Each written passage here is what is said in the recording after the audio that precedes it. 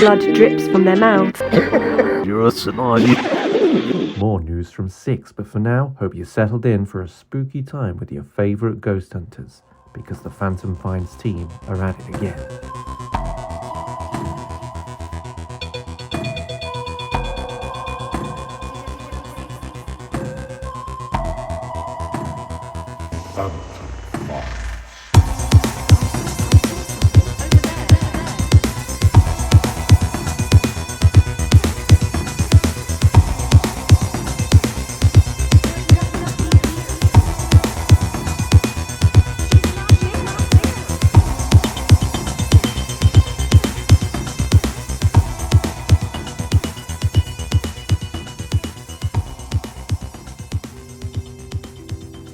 Claire scrubbed her eyes with a sleeve, forcing back another sob. She was done. She hated this. Hated the sweltering hot production van. Hated the show and its endless dreary locations. Hated Simon and his wandering eyes. Hated how angry it all made Philippa. How irritable she made Ian. Alex was sweet, at least. But sweet couldn't save these endless, miserable months. The air up here was thick and cloying, a pocket of sunlight at the top of the world. The smell of dust was almost overwhelming, the window's faded cushions lumpy and uncomfortable. But it was enclosed, private. Claire hadn't meant to run away. She just wanted to turn, compose herself, force back the stares from her crewmates, pitying and resentful, irritated and sneering, and get back to the chute. But her feet had kept going, carrying her away down the balcony, and then suddenly she couldn't stop. She hadn't wanted to stop. She just needed to be away. She'd stumbled blindly upstairs and down gloomy passages, footsteps echoing, throat burning, holding back tears she knew she'd been holding in for months. Finally, exhausted, she'd thrown herself against a window seat on the second floor, concealed from the corridor by a musty velvet curtain, and let out the tears she'd been holding back all day. It felt good to cry. Claire didn't know if they were tears of misery or frustration, perhaps even anger, hot and sharp at the back of her throat, but they came regardless. Finally she sat back, rested her forehead against the dusty window pane, and forced herself to breathe. Down below, the dense woodland of Felmore Forest gave way to sweeping moors and bristling heather, winding back and back for miles without a sign of life, not even the distant woolly specks of sheep. Claire let her gaze trail over the distant hilltops, tall against the growing dusk. She'd grown accustomed to the array of dilapidated and abandoned properties on Simon's filming list, but something about Felmore seemed uniquely sorrowful. Perhaps it was the location, high on the Yorkshire moors. Perhaps it was the strange, sad way the hotel seemed to be sinking in on itself, as if the landscape were trying to swallow it whole. Perhaps it was the fight she'd had with Philippa the night before. Just another in a line of increasingly frequent spats, never properly concluded, never won or lost, always ending with them curled away from one another, staring miserably into the bedroom darkness, their future increasingly fragmented. Philippa had snapped at her again, because she'd seen something in the lobby. Claire blinked. In the overflow of emotions, she'd almost forgotten what had sent her running in the first place. A flutter of fingers and a flash of hair, a shadow of a shadow dark against the gloom. Something rustled in the corridor outside, a shift of fabric, almost undetectable in the stillness. Claire paused, listening for footsteps. She didn't want to be found. Not yet. Not here. Not by her girlfriend, not by Simon, or anyone on the Phantom Finds crew. Claire wanted to bathe in this solitude for just a little longer. She drew her knees tight to her chest and tried to slow her breathing, becoming one with the hotel, with this warm little pocket of afternoon sunlight. She felt like a child again, hiding from her older brothers as they ran from room to room in their grandparents' home, gleefully shouting her name until they grew bored. If she could have just 5 more minutes. The noise outside came again, just a touch louder than before. Claire recognised it now. It was the sound she'd heard on the stairs. A faint impression in the air, so soft it could be almost anything, except for the melodious rhythm that turned it into either notes or words. Somewhere, off between the rooms, someone was playing music. "Philippa?" Claire whispered, and immediately felt stupid for the assumption. When nobody answered, she poked her head into the corridor.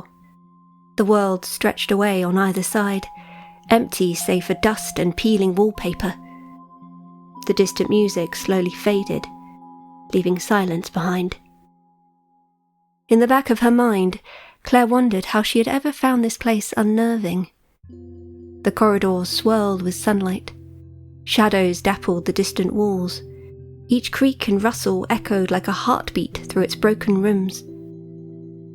Through the haze of stress, it was almost lovely. Claire slipped from behind the curtain and padded across the carpet. To her right, the corridor wound back towards the hotel lobby, shifting in and out of patches of sunlight. To her left, a sharp turn marked the point where 2 corridors intersected, concealing a further section from view. Claire craned her neck to see. A door creaked open suddenly behind her. Claire spun to face it, staring as the silhouette of Philippa appeared at the end of the corridor. Claire froze, feeling like a cornered animal, alone and exposed in the middle of the corridor. If she ran now, quickly and quietly enough, would she still have time to... Philippa turned in Claire's direction. Her eyes widened. "Claire!" She scrambled down the corridor towards her, feet thundering over the creaking floorboards. "There you are! We've been looking all over for you." Claire tried not to wince at the noise, resisting the urge to scoop herself back inside the window seat. I'm fine. Sorry." "Where on earth did you go?" Claire felt herself redden. She drew back as Philippa reached her. Philippa also paused, as if realising the full extent of what she'd just asked. Both women eyed one another awkwardly. Philippa looked away first, her cheeks darkening. "I'm sorry," she muttered. I shouldn't have snapped at you." I shouldn't have run away," Claire sighed. Philippa gave her a strained smile, but it didn't reach her eyes. "Simon has that effect on most people, I think," she said. Claire tried to return the smile, but she suspected it looked every bit as fake as Philippa's. They weren't fooling anyone, least of all themselves. Even now, the tension in the air had thickened, filled with 1,000 unsaid things. Philippa looked away first. "We should go back," she said. "Simon's going mad without you. And I think Ian's about ready to launch a coup." "Philippa?" Claire interrupted her. Philippa turned. Claire hesitated. She wanted to explain how tired she was, how she felt like she hadn't had a proper night's sleep in weeks. She wanted to tell her how she'd loved being on camera at first, how it had felt like a step towards a childhood dream. But as the weeks wore on and their filming schedule grew in intensity, she wanted peace. She wanted quiet. She wanted to rest. "I want to go home." Something flickered across Philippa's face. Not quite regret, not quite pity, hovering in the gulf between exasperation and uncertainty. We've talked about this, Claire. she said. It's just a few more weeks. Then we'll be done. We can do whatever we like then. But we won't be done, will we? Cut in Claire. You saw that contract from Simon. 3 more seasons, Philippa. On good money. Philippa argued. Once Ian's gone... Ian already hates me. What if I don't want his job? What if I don't want phantom fines on my resume for the rest of my life? Philippa's jaw tightened. Claire could see she was struggling not to launch into an encore of last night's argument. Finally, she turned away, her cheeks flushed. I'm not doing this again, Claire. Not now. Claire looked away too, her cheeks burning. Fine, she muttered, her voice bright and brittle. Fine. She forced herself to breathe. Philippa cast her a hesitant glance, then walked to the nearest wall, where a shaft of sunlight had angled to highlight a sprawl of graffiti. Green upon red upon pink upon faded blue, words and phrases jumbled with looping curves and half-hidden pictures, creating a cacophonous merge across the mould-grey walls. Look at all this, she said, with an air of desperate brightness. Must be decades worth of graffiti. All layered together. Totally undisturbed. Right. Claire hugged herself, disappointment and sorrow tugging at her chest. Philippa didn't want to talk about them. Philippa never wanted to talk about them. Always another obfuscation, another distraction. Anything to avoid the difficult conversations. Do you really think it's true? Philippa added over her shoulder. All that guff Simon wrote about kids seeing their faces on the walls? Why not? Claire muttered.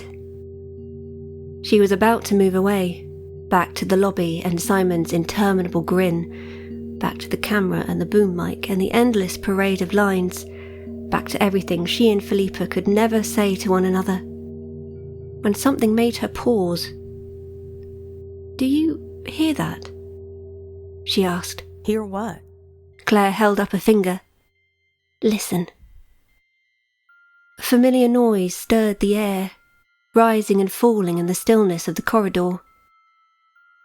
The music's back, she said. Philippa frowned. What music? Can't you hear it? Philippa paused to listen. Maybe Alex got a radio going? She didn't sound so sure. Claire was already walking away down the corridor, towards the intersection she'd glimpsed earlier, straining to hear those halting notes. Philippa hurried after her. Claire! Claire kept going. Around the bend sat a pair of broad wooden doors. Unlike the rows of identical bedroom doorways Claire had passed to get here, these looked grander, more distinct, set inside their own deep alcove. They looked as if they went somewhere important. Claire pressed a hand to the faded wood. It felt warm to the touch. It's coming from in here, she said, as Philippa hurried up behind her. Claire, I don't think... To Claire's surprise, the handle turned with ease. Gently, she pushed open the door and peered inside. Like the lobby downstairs, Claire's first impression was of space and darkness. Cracked marble tiles led away underfoot. Walls spread away on either side, marked by cracked plaster pillars, rising up and up into darkness so that for half a moment they never seemed to end. But the rest of the room... For a second, all either of them could do was stare. Is this... Philippa began. It's a ballroom, Claire breathed. That much was evident from the size of the place, the pillars rising in dainty arches across the walls. The rest of the room was occupied. Fading sunlight streamed through cracks in velvet curtains just visible at the back of the room, illuminating a space crammed with hotel junk. Dressmakers' dummies and old linen, chairs and tables, abandoned suitcases and lost luggage. The flotsam and jetsam of hotel history. They rose in piles, in hills and haphazard mountains, in towers of suitcases and heaps of musty bedclothes. As Claire stepped forward into the room, marvelling at this cluttered, hidden world, a soft rush of warm air whispered between the piles to meet her. As Claire stepped forward into the room, marvelling at this cluttered, hidden world, a soft rush of warm air whispered between the piles to meet her. Her vision wavered. The shadows across the floor seemed to ripple, like pavement under a hot summer sun. Were those figures, standing just out of sight beyond the piles of furniture? Hands pale and insubstantial as spiderwebs, grasping from the dark. Claire blinked and shook her head. Of course not. There was nobody here but her and Philippa. Nobody else at all. She reached out, brushing her hand against a hanging sheet. What's all this junk? Philippa picked a waterlogged magazine from on top of a trunk and flicked through it. It's gotta be, what? 50 years old. At least. Older than that, said Claire, absent-mindedly. The owners must have piled it in here for storage. The more she looked, the more she saw a pattern of sorts emerging from the mess. Slim pathways cutting through the piles, spiralling and crossing, forming intersections and junctions, crossroads and cul-de-sacs, allowing deeper access through the room. A maze of memory. They just left it here to rot? Asked Philippa. It didn't look like it was rotting to Claire. Dust had settled on the higher drifts, and the air smelt like ancient attics, but the room didn't feel abandoned. Just old. Just worn. Waiting. Another soft breeze whispered across the ballroom, nudging the edges of thrown sheets, rustling stacks of paper. Claire breathed deeply, taking in the smell of dust. Claire?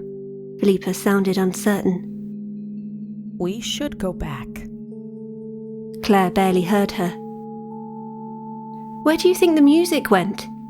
She asked, venturing further between the piles. The music had stopped the moment she'd pushed open the doors, but something in the back of Claire's mind told her she'd find it again. Deeper behind the rows, further back, if she just kept looking. Something glimmered in the half-light. A small stack of papers, lying atop a folded oak chest. Photographs, by the looks of them. Idly, Claire picked up the first. She blinked. It was a photo she recognised. In the middle of the image stood a much younger Claire, grinning at the camera with a mixture of nerves and delight. Next to her stood Philippa, just as young, just as vibrant, a world away from phantom finds and the crushing realities of adult life. This photo had been taken the night she and Philippa first met, the night they'd shared their first kiss, the night their lives had come crashing together, so easily it had felt like the most natural thing in the world. A version of it had been stuck on Claire's apartment fridge for the last 3 years. Claire fingered the lightly creased paper. Even the folds were the same. It makes sense, whispered a little voice in the back of her mind. If this was a room of memories, why wouldn't their memories be here too? There was a rustle of paper from behind her, as if something were being unrolled. What the fuck? She heard Philippa whisper. What is this? Claire moved deeper, towards a piece of lemon-yellow fabric draped over a broken chair. It was a dress, creased but vibrant, with a scalloped edge and a neat white collar. In the growing darkness, it seemed to shine. It was the dress she'd worn for her first ever episode of Phantom Finds, what felt now like years ago. She reached out to touch fabric, a small smile flickering across her lips. She'd been so excited, so relieved to have a job, so happy to be wanted. Claire! Claire turned. Philippa had hurried up behind her, her face tight with panic. We have to go. Right now. Why? Why? Philippa spluttered. Look at this! She held up a large, flimsy poster, half unrolled in her hands. This was just sitting on that pile over there. The poster's edges were curled, so that only the occupant's upper body and mouth were visible. But Claire would recognise herself anywhere. Oh! She reached out and unfurled the rest of it, staring down at her own frozen grin, the same yellow dress currently hanging behind her. I remember this. Simon made it, right? It was a mock-up poster of her debut episode. Simon had fashioned it himself with the assistance of Alex. The edges of Claire's photograph were fuzzy and smudged, filled with off-white fog so thick it looked as if she were drowning in it. Below her was the word Fines in bold, ghostly blue lettering. How the hell did someone get a hold of it? Philippa whispered. Who the hell put it here? She dropped the poster as if it burned her, letting it fall to the floor with a clatter. It's not just the poster. With a smile, Claire showed Philippa the photograph she'd found. Philippa's mouth opened in horror. There was a shuffling sound from off between the piles. Philippa froze, staring around them in panic. Come on! She took Claire's arm. We're going. Right now. Claire blinked at her in bewilderment. She couldn't understand why Philippa looked so terrified, so surprised by objects from their pasts. She pulled back, releasing herself gently from Philippa's grip. I don't want to go, she said. Philippa gaped at her. What's the matter with you? Why aren't you freaking out?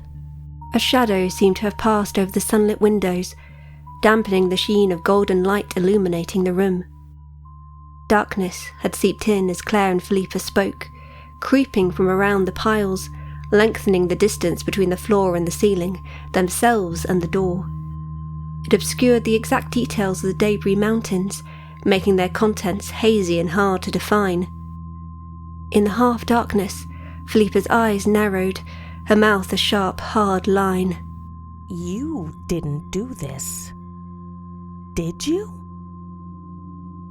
Claire laughed, the sound echoing out across the room, bouncing from floor to ceiling. It was the first time she'd laughed in so long, she realised. So long. Of course not, she said, reaching out to touch a length of hanging sheet, feeling its silken fragility against her fingertips. It's just our stuff, Philippa. Our memories. How can that be bad? Because it's not supposed to be here. Claire opened her mouth to reply, but stopped herself. The music was back. Soft, like a breathy sigh, like footsteps approaching from a great distance, drawing ever closer. As Claire closed her eyes to listen, the fabric shifted against her fingertips. With a jolt, Claire realised it wasn't a sheet at all. It was a dress. A faded silk ball gown, ruby red faded to dusty pink. And it wasn't empty. Slowly, the wearer turned to face her, revealing a face as featureless as stretched canvas. A blank mannequin body, chipped and worn. Philippa lurched back with a moan. Claire turned. In the shadows, the piles of debris had shifted. What only seconds ago had been boxes and trunks, old laundry and thrown papers, had now become limbs and heads, bodies clad in dinner jackets and sparkling gowns from every decade. An entire ballroom of people, crammed shoulder to shoulder, arms jostling, sequin shining, each one constructed from lost property and forgotten treasures. None of the faceless crowd moved to touch them, but Claire felt their gaze. They exuded an air of silent expectancy, as if awaiting an answer Claire and Philippa had arrived too late to give. Looking at them like this, Claire could muster no fear. How many guests had left part of themselves behind in Felmore Hotel? Experienced a rush of life on the ballroom floor, spent their most wondrous night on crisp hotel sheets, lost their heart in its corridors. Here were the embers of people, cresting like dust motes on a forgotten window pane, ripples on the edge of the world. Philippa yanked at Claire's arm, dragging her back towards the ballroom doors, her eyes fixed on the faceless crowd. "What the fuck?" she whispered. "What the fuck?" As one, the crowd moved to follow them. Some had their arms outstretched, open as if to implore the two women. Claire's heart swelled with pity. Gently, she slipped her arm out of Philippa's grip and stepped forward. "What are you doing?" Philippa hissed. "They want us to stay," Claire whispered, softly, so as not to scare them. Philippa stared at her in disbelief. She looked about ready to scream or cry, possibly both. "Look, Claire." She grasped Claire's hand, her expression pleading. "I'm sorry about everything I said. Everything I've done on this trip. You were right. I was being stupid. We need to leave. We'll find new jobs. Get as far away from this fucking place as humanly possible." The crowd moved closer, each footfall as soft as summer rain on the windows outside. Philippa watched their advance, frozen in horror. Claire's hands prickled. She glanced down at them, marvelling at how they'd changed in the darkness. Her skin was not her skin, not anymore. It was the soft fabric of hotel sheets, stitched to arms filled with pillow stuffing. Her sensible skirt and sweater had been replaced by the lemon-yellow dress, shining in the dusk like a candle flame. The hair falling on either side of her face glistened the mirror softness of photograph paper. Like the changing room and faceless ghosts, Claire knew she should find this change horrifying. But she didn't. What she felt instead was simply a profound sense of relief. Here was a Claire free from all obligations, free from phantom fines, from the world outside. She was free. "Philippa," she whispered. Philippa turned to look at her. Claire saw her eyes widen. With a sudden surge of movement, she dropped Claire's arm and bolted for the door. Claire watched her go with a pang of disappointment. I'll come back for you," Philippa shouted as she reached the door. "Just hold on." The faceless crowd moved in, blocking Claire's view as the door slammed shut, but the sound echoed across the ballroom. Claire felt no fear, lost in this strange faceless mass. Here was a world without cameras, without prying eyes or leering mouths. Here was safe. Why would she want to be anywhere else? The music was louder now, rising and falling in the echoing ballroom.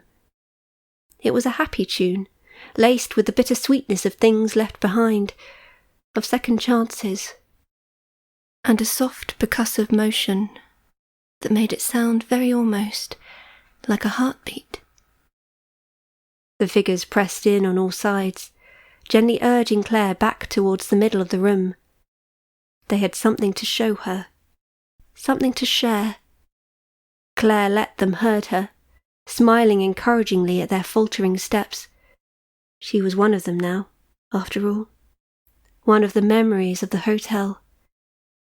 The crowd parted, and in the middle of the dance floor stood Philippa, with her long black curls and freckled hands. Philippa faceless and blank, dressed in a shabby black dinner jacket and mismatched shoes. Claire paused. Where were Philippa's beautiful brown eyes, her curved lips, her soft dimples? Here, whispered a voice at the back of her mind, was a better Philippa. A Philippa who loved her, who wanted her, who spoke no words of spite or malice. A Philippa who would never argue, never leave, who would hold and adore her if she only stayed exactly where she was, forever and ever. The faceless crowd wanted her. They loved her. these fragmented memories, they would fold her in their dust-warm arms, sing to her in the creak of rotten boards and the rustle of hanging curtains, love her as only true lovers could. Something moved on the edge of Claire's vision, a flash of blonde hair over by the door, a familiar shape, dressed in Claire's pencil skirt and bobbled pink cardigan, a smile as fleeting as the fading dusk, something that had only moments ago been merely a shadow. The other Philippa extended a hand, reclaiming Claire's attention. Claire took it. The palm was rough, like rotting plaster, but Claire didn't mind. As one, the crowd around them began to dance, swirling and twirling to that soft, whispering melody. Mismatched shoes clattered across the floor, fabric shifted and swayed. The shadow by the doorway had already vanished. Claire joined the dance, safe in Philippa's faded arms, breathing in the moth-dry scent of the hotel. She was theirs. They were hers. They were all part of the hotel, part of this shifting, breathing reliquary of life. She would never be lonely again.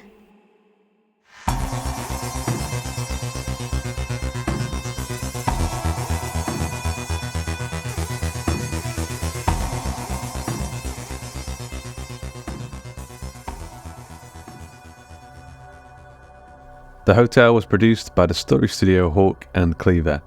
To support the studio in this and all of our productions, please consider becoming a TOS Plus member over at theotherstories.net/plus or a patron over at patreon.com/Hawk Cleaver. The Hotel was written by Georgia Cook, produced by Duncan Muggleton. Justin Fife plays the role of Ian, Georgia Cook plays the role of Claire, Erica Ventura plays the role of Philippa, Safia Ingar plays the role of Alex, and Luke Condor plays the role of Simon. The Hotel theme music and soundtrack were created by Duncan Muggleton, and sound effects were provided by freesound.org. Georgia Cook is an illustrator and writer from London. She has written for publications such as Baffling, Visterian Lit and Flame Tree Press, as well as a Doctor Who range with Big Finish. She can be found on X at Georgia Cooked or on her website at georgiacookwriter.com. The Other Stories is a production of the story studio Hawk Cleaver and is brought to you with Creative Commons Attribution Non-Commercial No Derivatives License. That means don't change it, don't sell it, but by all means share the hell out of it. So, until next time.